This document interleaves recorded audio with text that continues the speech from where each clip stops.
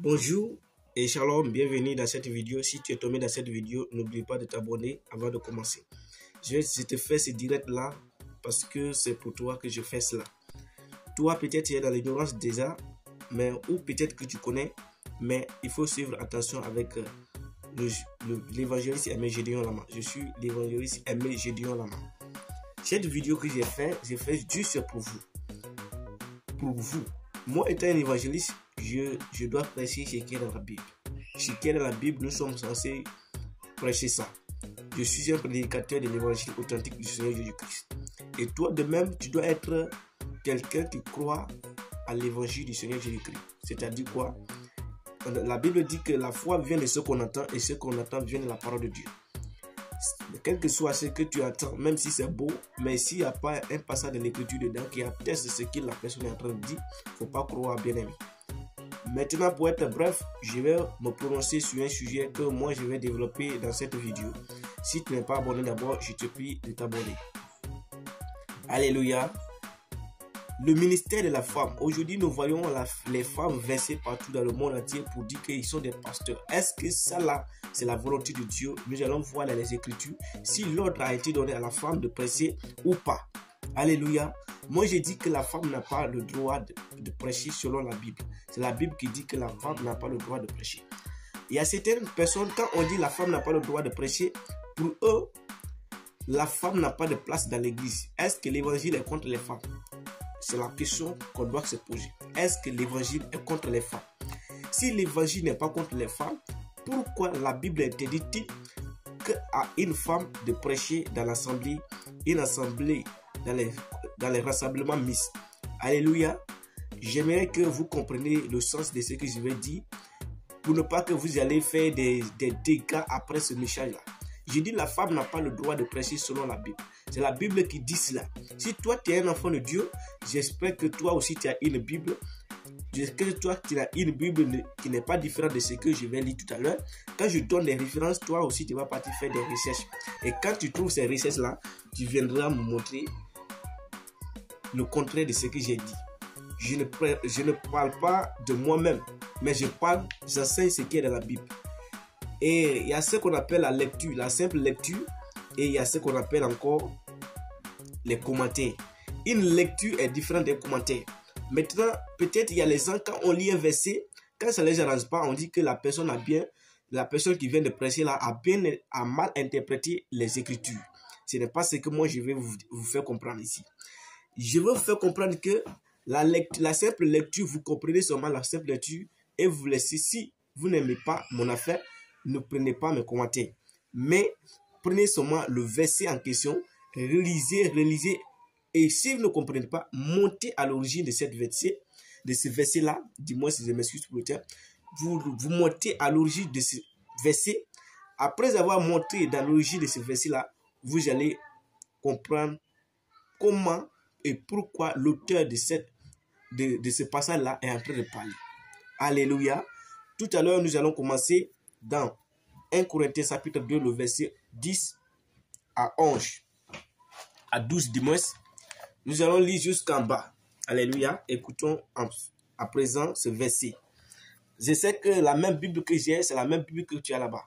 Maintenant, il est écrit ici.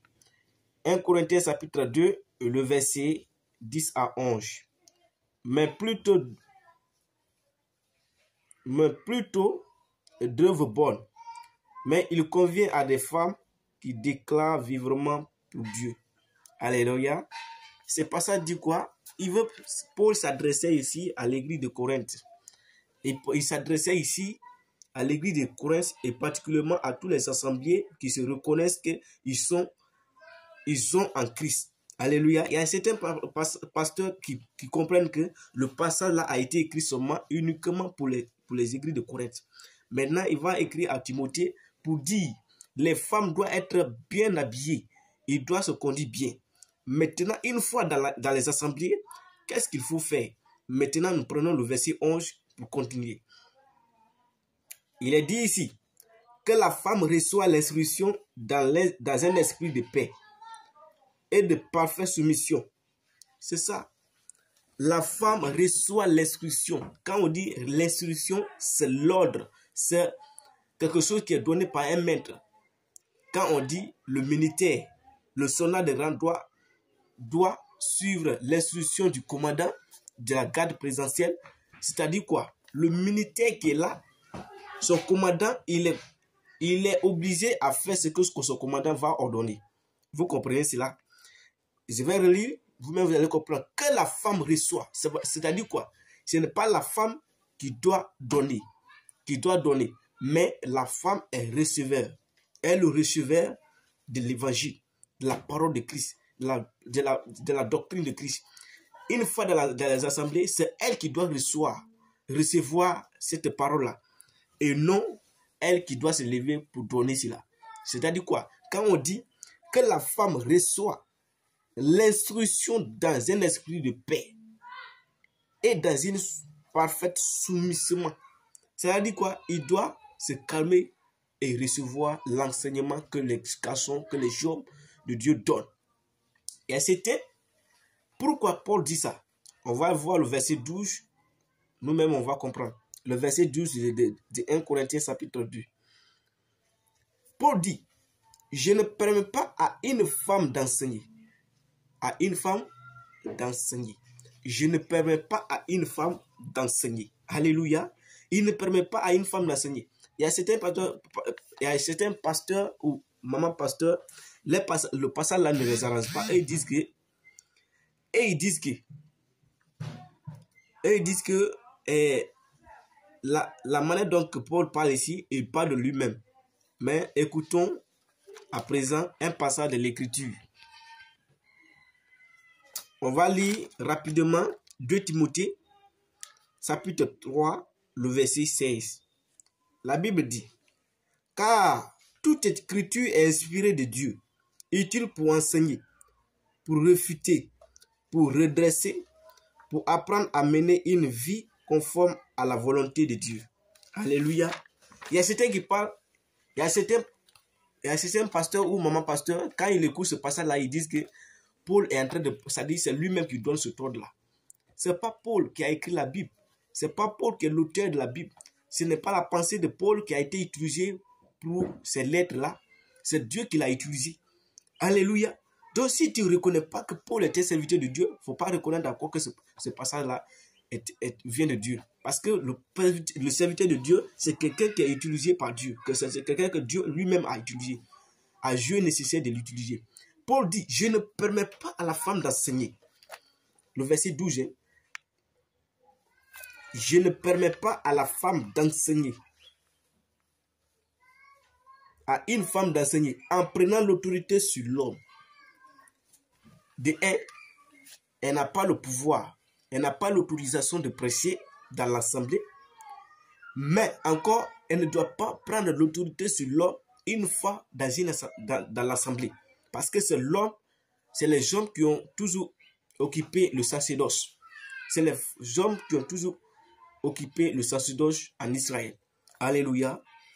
On va continuer un peu. Parce que quand il y a une déclaration, il y a toujours le pourquoi. Amen. Quand on dit souvent quelque chose, peut-être que ça te choque parce que c'est nouveau pour toi. Mais si c'est Dieu qui a écrit ça, il y a son tampon qui vient. Maintenant, on va lire le verset 13. Le verset 13 dit.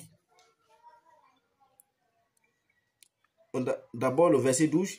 Je ne permets pas à une femme d'enseigner en prenant l'autorité sur l'homme. Qu'elle garde plutôt une attitude paisible. C'est-à-dire quoi? Elle doit garder le silence et la soumission une fois qu'elle est dans l'assemblée. Maintenant le verset 13. En effet, Adam fut créé le premier. Ève ensuite. Ce n'est pas Adam qui a été détourné de la vérité. C'est la femme. Elle a désobéi au commandement de Dieu. Mais elle sera. Voilà le passage qui m'intéresse ici. On dit la femme sera sauvée grâce à sa descendance.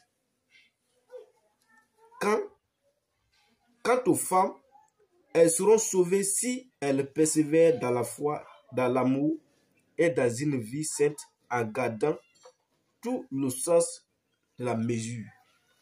La femme même là, son salut, il y a une hypothèse. On dit elle sera sauvée.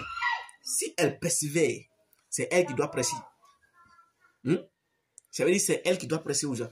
Elle-même là, on dit elle doit persévérer. Elle doit persévérer pour qu'elle soit sauvée. Persévérer, c'est pas la même. Persévérer, c'est pas facile, hein? C'est résister. Mais ça là même, toi-même, tu n'as pas le droit de presser. Toi-même, pour ton salut là, c'est pas facile. Amen. C'est pas facile. On voit plus. Je vais bien éclairer cette vidéo. Je vais bien éclairer votre esprit parce que peut-être que vous ne comprenez pas bien. Mais on va partir dans un passage. Si tu es déjà dans ce point, prépare-toi pour la prochaine vidéo sur le ministère de la femme. On doit continuer sur ça là. Que Dieu vous bénisse.